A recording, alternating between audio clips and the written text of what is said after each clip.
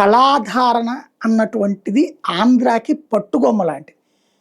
ఇక్కడ హనుమంతరాయ గ్రంథాలయం ఏదైతే ఇప్పుడు విజయవాడలో ఉన్నటువంటి ప్రాంతం ఉంది, అక్కడ ఒకప్పుడు కళలకి మంచి అంటే అక్కడ విజయవాడలో తుమ్మలపల్లి వారి క్షేత్రయ కళాక్షేత్రం, అట్లాగే సత్యనారాయణపురంలో ఉన్నటువంటి రామనామ క్షేత్రం కావచ్చు, అట్లాగే గాంధీనగర్లో ఉన్నటువంటి ఆ హనుమంతరాయ గ్రంథాలయం ప్రదేశం కావచ్చు, ఇవన్నీ కూడా ఒకప్పుడు కళాకారులకి పుట్టిళ్ళు లాంటివి.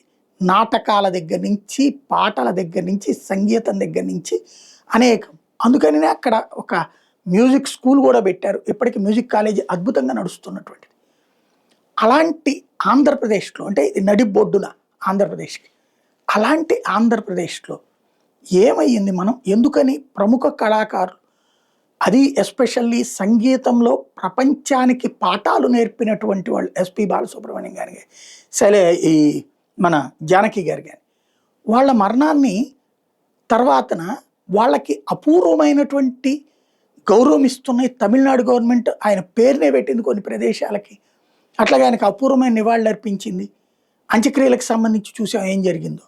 అట్లాగే జానకమ్మ కర్ణాటక వాళ్ళు ఓన్ చేసుకున్నారు. వీళ్ళిద్దరూ ఎక్కడోళ్ళు. ఇప్పుడు జానకమ్మ గారిది లేటెస్ట్గా చూస్తే గుంటూరు జిల్లా, గుంటూరు జిల్లాకి ఒక ఫీలింగ్ లేదు, అలాగే ఆంధ్రప్రదేశ్కి ఒక ఫీలింగ్ లేదు. మనం సంతాపం వ్యక్తం చేస్తున్నాం, అయిపోతుంది అంతే. చివరికి అక్కడ మైసూర్లో స్వయంగా డిప్యూటీ సీఎం వచ్చి దగ్గర కూర్చుని అంత్యక్రియల కార్యక్రమాలు పాల్గొన్న ప్రభుత్వ లాంఛనాలతో జరిగినాయి. మనకి ఎంతసేపటికి రాజకీయాల్లో నలిగిపోతున్నాం తప్ప, రాజకీయాలని మనం తింటున్నాం, తాగుతున్నాం, అదే రాజకీయాలతో బ్రతికేస్తున్నాం, వెటకారాలు చేసుకుని బ్రతికేస్తున్నాం తప్ప మిగతా ఇట్లాంటి వాటిట్లో ఎందుకని లేదు. హైదరాబాద్ ఎందుకని రవీంద్ర భారత్ అంత సక్సెస్ఫుల్, హైదరాబాద్లో కళలకు సంబంధించి ఎందుకని 3-4 ప్లేసెస్ పక్కాగా సక్సెస్ అయినాయి అంటే అక్కడ కళాకారులను బాగా ఎంటర్టైన్ చేస్తున్నారు, ఎంకరేజ్ చేస్తున్నారు. ఎందుకు ఈ తేడా వస్తుందో ఒకసారి క్రాస్ చెక్ చేసుకోవాల్సి ఉంది.